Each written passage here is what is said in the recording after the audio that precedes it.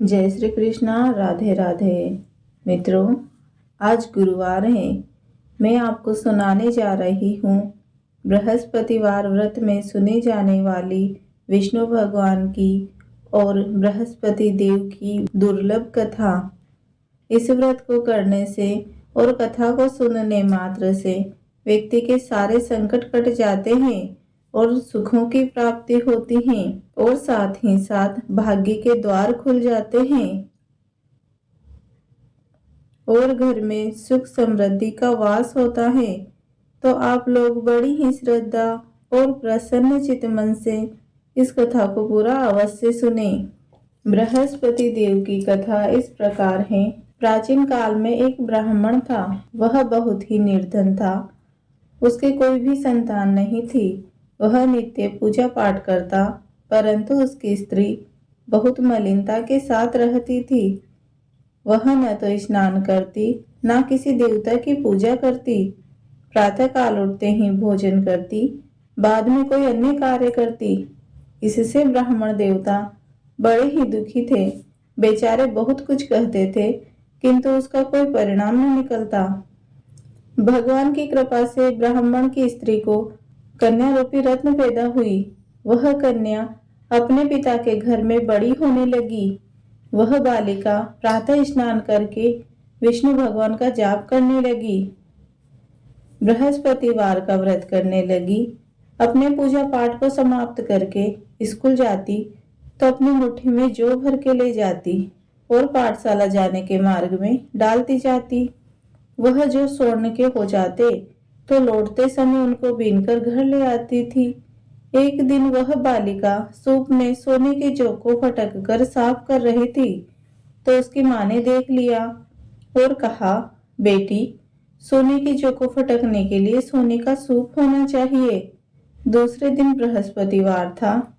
इस कन्या ने व्रत रखा और बृहस्पति देव से प्रार्थना की कि हे प्रभु, यदि मैंने आपकी पूजा सच्चे मन से की हो तो मेरे लिए सोने का सूप दे दो। बृहस्पति देव ने उसकी प्रार्थना स्वीकार कर ली। रोजाना की तरह वह कन्या जौ फैलाती हुई स्कूल को गई और जब लौटकर जौ बीन रही थी तो बृहस्पति देव की कृपा से रास्ते में सोने का सूप मिला। उसे वह घर ले आई और उससे जौ साफ करने लगी, परंतु उसकी माँ का वही ढंग रहा। एक दिन की बात है कि वह कन्या सोने के सूप में जौ को साफ कर रही थी। उसी समय उस शहर का राजपुत्र वहां से होकर निकला। इस कन्या के रूप और कार्य को देखकर मोहित हो गया और अपने घर जाकर भोजन तथा जल त्याग कर उदास होकर लेट गया। राजा को इस बात का पता लगा तो अपने मंत्रियों के साथ अपने पुत्र के पास गए और बोले, हे पुत्र, तुम्हें किस बात का कष्ट है? क्या किसी ने तुम्हारा अपमान किया है या फिर कोई और कारण है? जो है वह कहो, मैं वही कार्य करूंगा जिससे तुम्हें प्रसन्नता हो। राजकुमार ने अपने पिता की बातें सुनी तो वह अपने पिता से बोला, हे पिताजी, आपकी कृपा से मुझे किसी बात का दुख नहीं है, ना ही किसी ने मेरा अपमान किया है, परंतु मैं उस लड़की के साथ विवाह करना चाहता हूँ जो सोने के सूप में जौ को साफ कर रही थी। जो सोने के सूप में जौ को साफ कर रही थी।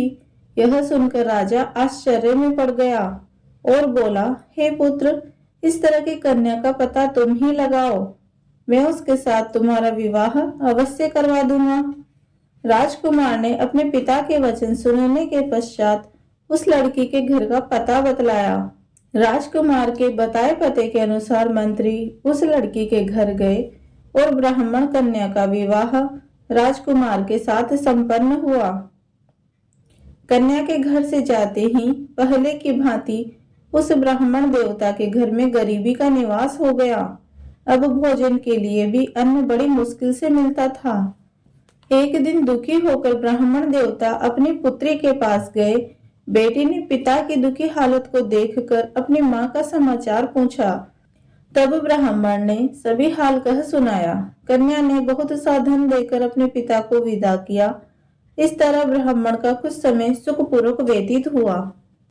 कुछ दिन बाद फिर वही हाल हो गया। ब्राह्मण फिर अपनी कन्या के पास गया और सभी हाल कह दिया। तो लड़की बोली, पिताजी, आप माताजी को यहाँ ले आइए। मैं उन्हें ये विधि बता दूंगी जिससे आपके घर की गरीबी दूर हो जाएगी। वह ब्राह्मण देवता अपनी स्त्री को साथ लेकर बेटी के घर पहुंचा तो पुत्री अपनी माँ को समझाने लगी, हे माँ, तुम प्रातः काल उठकर प्रथम स्नान आदि करके विष्णु भगवान का पूजन करो, सब दरिद्रता दूर हो जाएगी। परंतु उसकी माँ ने उसकी एक न सुनी, उसकी एक भी बात नहीं मानी। प्रातः काल उठकर अपनी पुत्री के बच्चों की झूठन को खा लेती थी। एक दिन उसकी पुत्री को बहुत क्रोध आ गया और रात को कोठरी से सारा सामान निकाल दिया और उसकी माँ को उसमें बंद कर दिया। प्रातः काल उठकर उसमें से माँ को निकाला तथा स्नान आदि कराकर पूजा पाठ करवाया तो उसकी माँ की बुद्धि ठीक हो गई और फिर प्रत्येक बृहस्पतिवार का व्रत रखने लगी। इस व्रत के प्रभाव से उसकी माँ बहुत धनवान हो गई तथा पुत्रवती हो गई और बृहस्पति देव जी की कृपा से स्वर्ग को प्राप्त हो गई तथा वह ब्राह्मण भी सुख पूर्वक इस लोक से सुख भोग कर स्वर्ग को प्राप्त हुए। जैसी सच्ची भावना से राजा व रानी ने बृहस्पति देव की कथा का गुणगान किया तो उनकी सभी इच्छाओं को बृहस्पति देव जी ने पूरा किया। इसीलिए सभी को कथा सुनने के बाद प्रसाद लेकर अवश्य जाना चाहिए। हृदय से उनका मनन करते हुए जयकारा बोलना चाहिए। बोलो बृहस्पति देव भगवान की जय, विष्णु भगवान की जय, माता लक्ष्मी की जय।